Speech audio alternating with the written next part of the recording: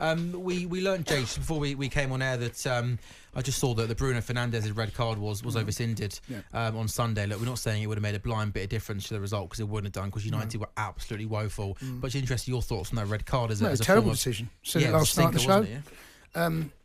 The problem that Kavanagh had is that he only sees the collision, and he sees that it's a little bit petulant for Fernandes. He's slipped, and the problem that he has, I don't think he sees the slip. VAR has let him down badly. VAR needs to intercept and say, he has slipped, his footing is not stable. And when you look at the challenge where he's halfway up his shin, fine, okay? It's not the greatest challenge. It's off the side of his foot. There's no momentum. There's no damage. And for me, that decision, VAR has got to intercept. That's the reason it's there. They let the referee down, and now they've had to rescind it. You're absolutely right. Is there any way Ten Hag loses his job on Sunday? If this week's results, Porto Villa, don't go their way, we got an international break. Is there a chance that Erik Ten Hag could lose his job? Well, this international break in October historically has been a bad one for managers. Brendan Rodgers lost his job and Klopp took over. Steven Gerrard lost his job and Henry took over just 2 years ago. And they were outside the bottom three on goals scored only. Aston Villa. Look what they went on to achieve.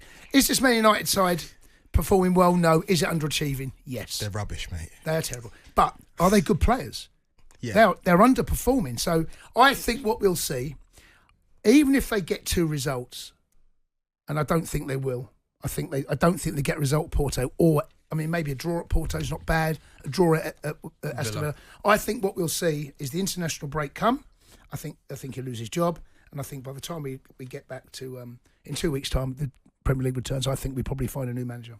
And could that be Van Nistelrooy maybe on the interim basis? Everyone sort of thought when he came in that was just the way it was going to go, right? Unless there's a left field.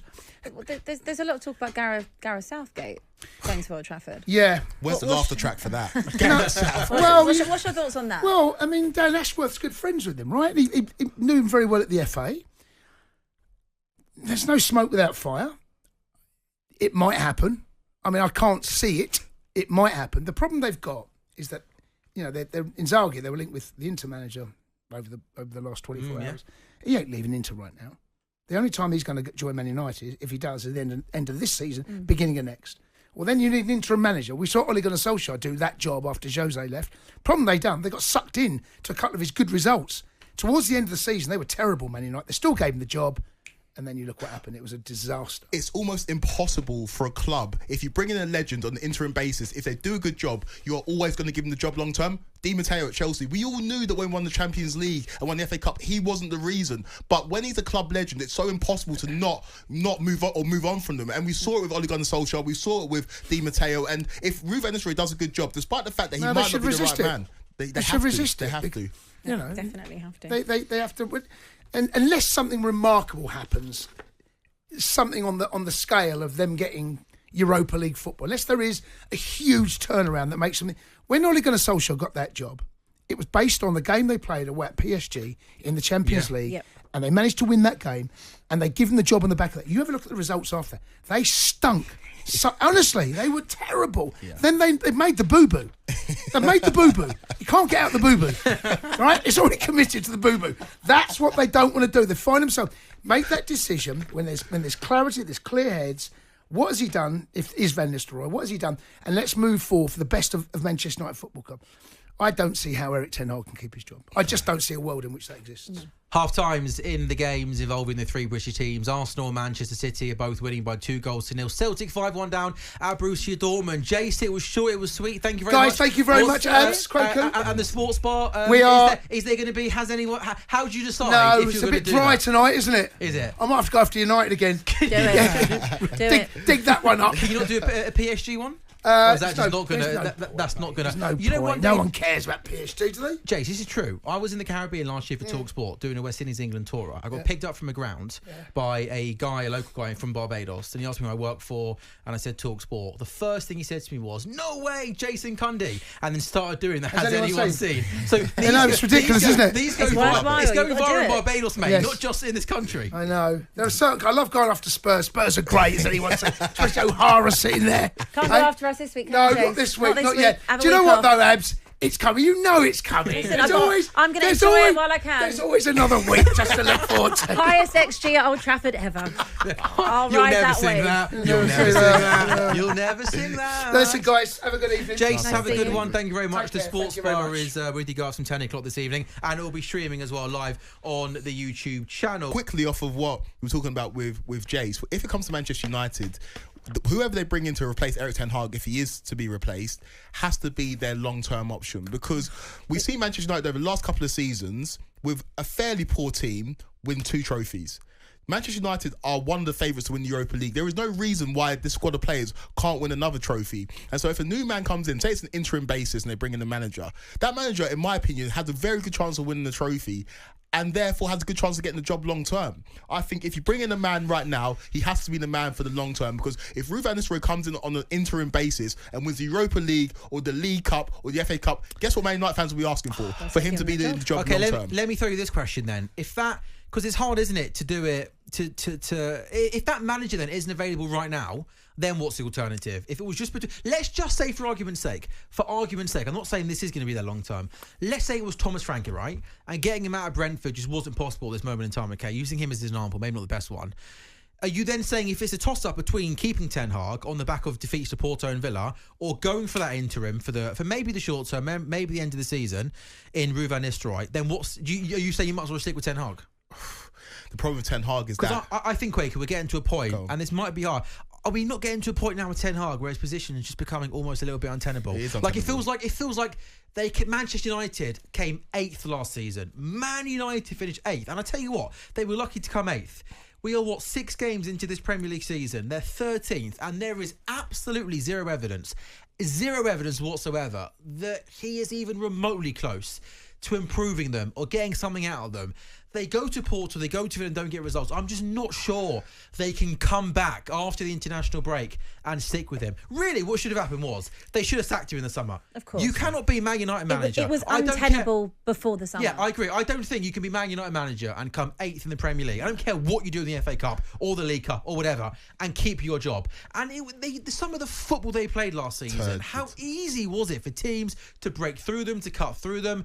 And it was so obvious they were speaking to other managers. And I can't believe they didn't replace him. I really can't. What I will say, though, is that I'm just based on history. If you are going to bring in a manager, it has to be your long-term appointment. I look at Liverpool, for example, when they sacked Brendan Rodgers before Christmas and brought in Jurgen Klopp, basically said that season's a write-off. What you do is a bonus. They got to a League Cup final but finished outside of the top 4, but knew that the following season was going to be their proper season, and they finished in the top 4. Look at Arsenal when they brought in Mikel Arteta again before Christmas. They knew that season was a write-off. They managed to pick up an FA Cup, but it was really the next season where we start to judge him. Yeah. And so if they do bring in a manager, you have to understand that this season is now written off. Whatever you do achieve is a bonus, but that has to be a long-term appointment. I listened to Graham Potter talking on Monday Night Football yesterday, and he talks about when he came in at Chelsea, came in September, and his issue was didn't have a pre-season, couldn't convey his message to the players, wasn't enough time on the training pitch because they had the game on Saturday and then Wednesday and then Saturday and then Wednesday. And so if you bring in a manager, you have to allow them, you have to convey to them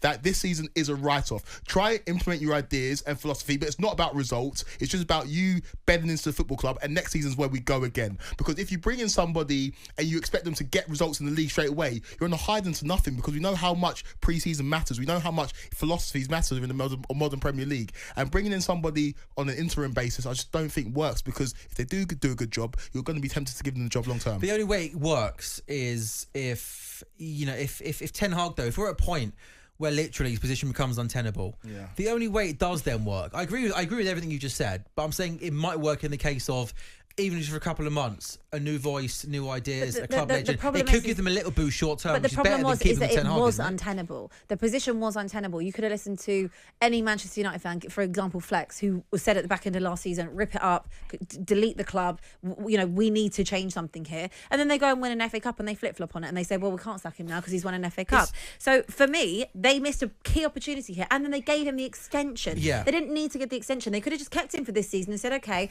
listen, we've really backed you. I've I've got here what he has spent, which is 616 million pounds on Anthony being the highest one. Højlund, Casemiro, Mount, Lenny Yoro, which will remain to be seen.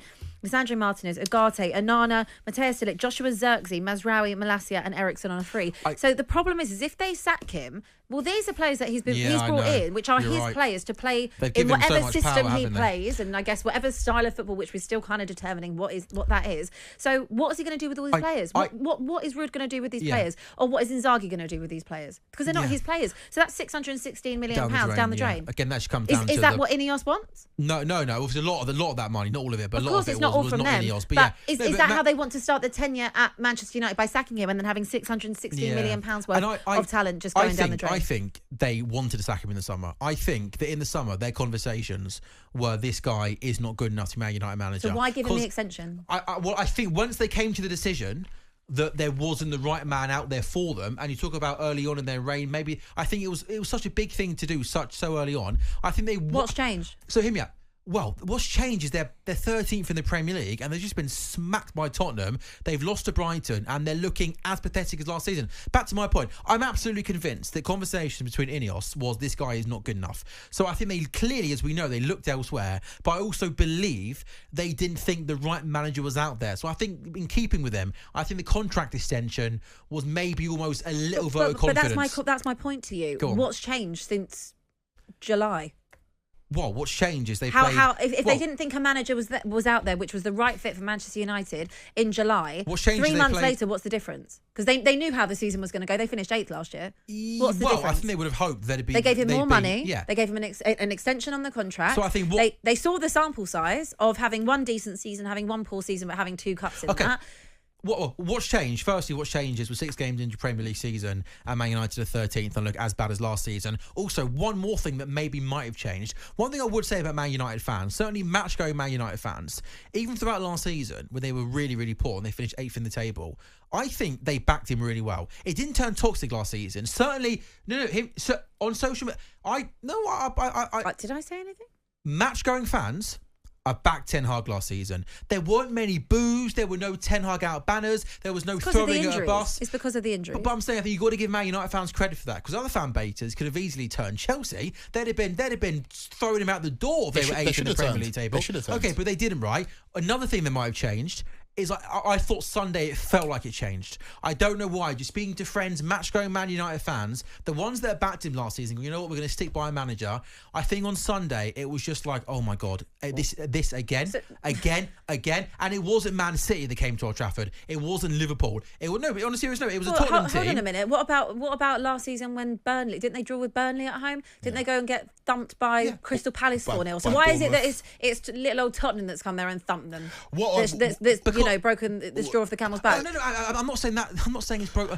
I'm saying after a summer of backing him again and going, you know what, here we go. We're going to give you more money to spend. We're going to back you. 6 games into the season, there has been absolutely no evidence that they're getting better and better, that they're getting better at all. They're 13th in the Premier League table.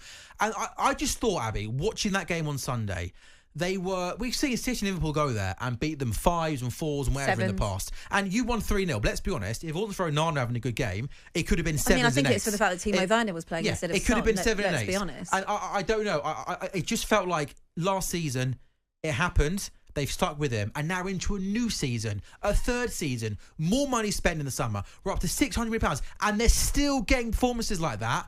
It just felt like maybe something with the fans turned yesterday. I'm not saying it's specifically Tottenham, but it just felt like that was a game. I think there was numerous games last season where they could have pulled the plug and they chose not to. I don't think it's specifically on this game. Let me throw you this question then. On AM, on DAB, via the talkSPORT app and on your smart speaker. talkSPORT.